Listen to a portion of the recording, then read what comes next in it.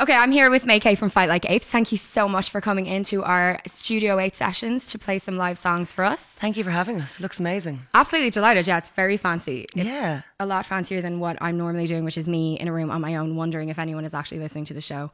It's That's lonely so at sad. times. Is that during work or just like when you're at home in your room? That's what I'm doing the other 22 hours of the day.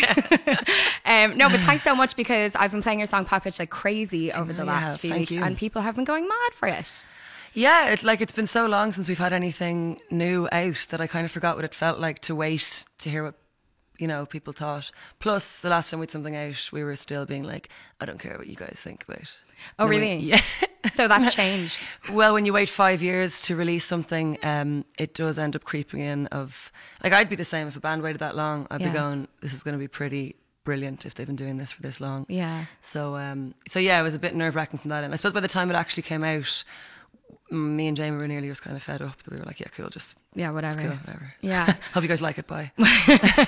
Well, the approach to the last album was different, because you guys used Fund It to get it over the line in the end. And it was pretty impressive, because I think, didn't you guys, you gave yourselves like something like 30 days to raise the money, and you did it in a few days. Yeah, well, I think it was just under 30, but yeah, that's a very nerve-wracking thing to do. I bet, yeah. It's so public that... yeah, there's no way of going, oh no, we decided against doing that. People actually see your status bar go from nearly there, and if you don't get it, it's just like, did not fund it. Yeah. Something equally as insensitive. And there was like, I remember there was a lot of talk around that when you guys said, listen, we've got an album that's nearly finished, we're putting it out ourselves, we just need this bit of money to get it over the line. And I remember there were internet commenters and there were think pieces written about it and like whether or not it was the right thing. And I think some people were critical because you guys were what were, they considered to be an established Irish band, and why did you need help? Did you find all of that kind of hullabaloo distracting or annoying? Extremely infuriating, I would say. Yeah. Nobody that has ever been involved in the release of an album gave out about it. Yeah. That's what I would think. I mean, it was certainly really ambitious, but I don't think there was anything cheeky about it. You're not saying to people here, turn around there while I rob some money out of your wallet and I'll come back to you when I know what we're doing with it. You're asking people to get involved, to have enough faith in you that they're going to fund something before it comes out. So they're buying something in advance. They don't even know what it's going to be like. So that is a really incredible thing to be able to ask people to do. But I mean, I can't imagine why anyone would have a problem with it. Yeah. Because you're asking people to do something. You're not forcing anybody or telling anybody. Yeah, that was really, really irritating. Yeah, I bet. I remember Jim Carroll wrote a really good piece at the time, and he was basically saying, listen, people are doing this all over the world. If you don't have a record label who are shumping up the money, you have to get it from somewhere. Yeah. Well, the argument as well about us being an established act, I mean, I don't know anybody where that translates into you having money. Yeah. We all know bands, I'm sure, that are touring constantly, that have charted plenty of times and still don't make any money. Well, that's what I was going to ask you, because I think there is a perception that you guys are a successful Irish band, and you've played festivals all over the world. You've been at South by Southwest, you've been on Other Voices, you've been on TV loads of times, you've got a few albums out, and so I think there would be probably up and coming bands or young bands who would look at you guys as bands who are very successful. But how hard is it to be a band in Ireland in 2015? I guess it depends on loads of factors. I think for us, we for a long time did it full time, and there's huge benefits to that. I mean, because like we were talking the other day about trying to organise rehearsals for upcoming shows and stuff, and it's really hard to get for people who work as well together at once, and who have other things. Now it's nice all of us have managed to kind of stay somewhat within the things that we're interested in, but at the same time we do have to make money in other ways. I would love to be able to just do the band stuff, but when you just sit down and go through what it would take to stay on the road for a year and not starve to death or turn into a Ginster's steak slice,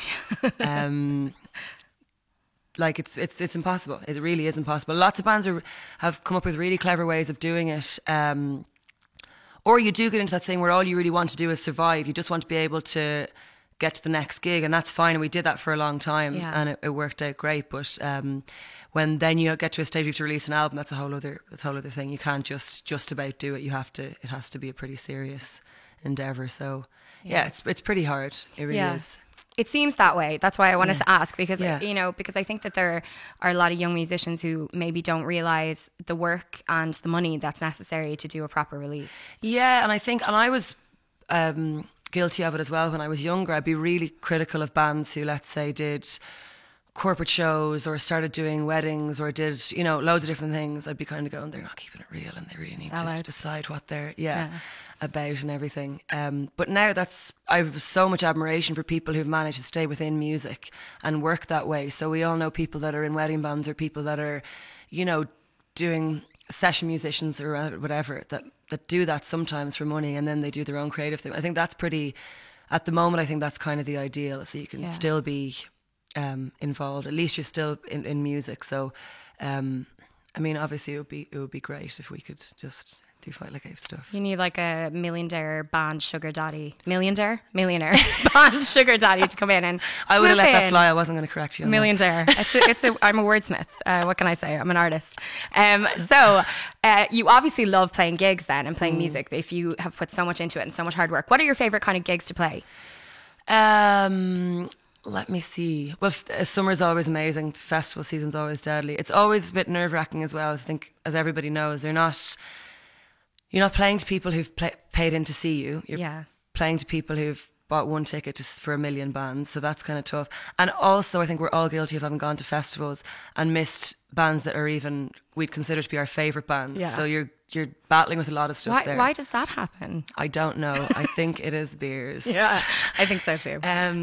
So I think, that there's kind of a nice nervous buzz about festivals and stuff, which is great. And then when a good festival show, like I played with the Galaxy at Longitude last weekend and spent the first half of the song just trying to keep my mouth shut. My jaw was just on the ground, which is amazing because we've all seen them from when they, so that was just really incredible. And that's the thing about festivals. You can't say to a band beforehand, don't worry, there's been the X amount of tickets sold. It still does not mean that people are going to come and see you. Yeah. So that's always great. And that's why festival gigs are so special, because it's really halfway through the set that you go either, or wow, this is amazing. So you can never picture what way it's going to be. So when a band says at a festival, thank you for coming, you've been amazing, you actually mean it? I mean it. Yeah, okay. Yeah. It really is and you actually want to thank everybody. Yeah. I really appreciate it. Thank you so much. Cool. So speaking of festivals, you guys are playing Castlepalooza in the next week or so. Very exciting. I love Castlepalooza, and I have not been paid to say that, but I just love it as a festival. I think it's brilliant. So are you looking forward to it? Yeah, it's probably our favourite festival in Ireland. It's the one that you kind of really want to play on the Friday so that you can stick around for the weekend. We are playing not the Friday, so that's okay though. That's okay. But yeah, I think it's a favourite among most musicians that play it, and that's why it's always a really, really nice one to get booked for. Yeah, because it's a really nice vibe there. I think with the first time we played, it was in the middle of a year. We were kind of playing a couple of really big festivals, which are amazing, but you're very much on a long list of bands, and someone has to look you up and go, what did you say? Are you Friendly Fire? No, we're Fight Like Apes. It's like, okay, yeah, we have you there. And it's like, okay, deadly. Whereas with Castlepalooza, it's just such a really, really special, intimate type of vibe with the festival. So yeah, I think so. I think it's the size of the festival that makes it so special, because it is so small, and we're both going to be there. We will definitely see each other. It's not like one of those festivals where you have to make arrangements. Like, I mean, Glastonbury is obviously an extreme example, but even Electric Picnic, you might not see the person for the whole weekend. Yeah, Castlepalooza is the one where people go, my ex is going, so I can't go. Yes. So I will see them every minute for the weekend. Yeah, that would not be a good situation. No. All right, well, what else is coming up for Fight Like Apes? We are, let me see, we've gigs coming up in the UK in September, and then we have to do an Irish tour. So that will be coming up, but I would be lying to you if I had to give you any details of that. Okay. It would be weird if I gave you details. I'd make them up right because now. You don't know. No. Okay, well, that's great. Well, we'll keep an eye out for it, and I will, of course, tell everyone. I love playing your music on my show. Thank you so much for coming on and playing for us. Thank you so much for everything. And thanks as well for not getting creeped out by the fact that I dressed up like you today. That's okay. It happens a lot. Yeah. No, she put it on my face. I didn't actually. I like to dress people up as me so that I don't get nervous during interviews. We're wearing matching gold leaf for people listening. Anyway, thank you so much. Thanks a million, Louise. Louise McSharry on 2FM.